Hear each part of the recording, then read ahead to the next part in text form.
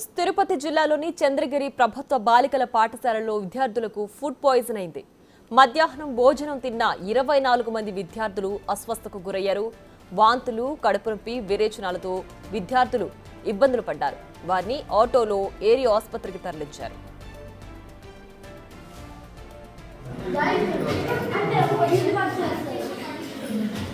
Hello sir చెప్పండి sir.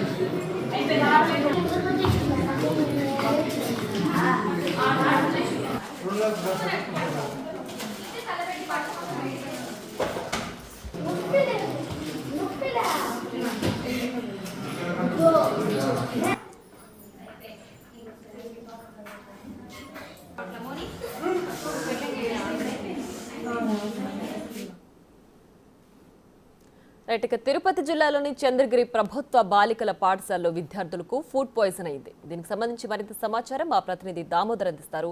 Damodar, చెప్పండి, ప్రస్తుతం ఆ విద్యార్థుల పరిస్థితి ఏ విధంగా ఉంది? అసలు ఫుడ్ పాయిజన్ ఎందుకు అయింది? ఆ వివరాలు తెలుసాయా?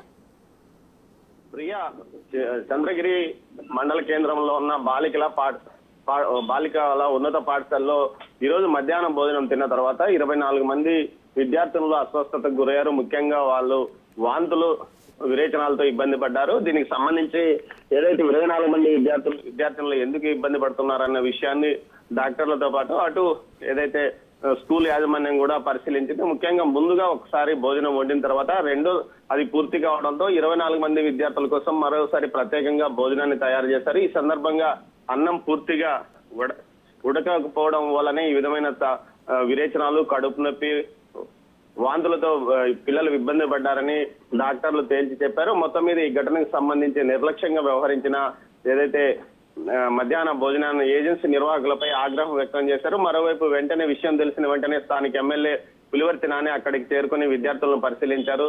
అస్వస్థతకు గురైన విద్యార్థులను ఏరియా హాస్పిటల్లో ఏదైనా ఇబ్బందికరమైతే అటు తిరుపతికి తరలించడానికి చర్యలు తీసుకోవాలంటూ అధికారులను ఆదేశించారు. ప్రస్తుతం విద్యార్థుల పరిస్థితి స్టేబుల్ గా ఉంది. సాయంత్రం ఏదైతే 8 గంటల వరకు వారిని ఉంచుకుని తర్వాత తిరిగి హాస్టల్ కి పంపుతామని అటు డాక్టర్లు చెప్తున్నారు. మొత్తం మీద కేవలం ఏజెన్సీ నిర్వాహకుల నిర్లక్ష్యం వల్లనే ఈ పరిస్థితి తలెత్తిందని డాక్టర్లతో పాటు అటు స్కూల్ యాజమాన్యం అంటున్నారు. Priya, right Damodar, thanks for the updates. Sir చెప్పండి సార్.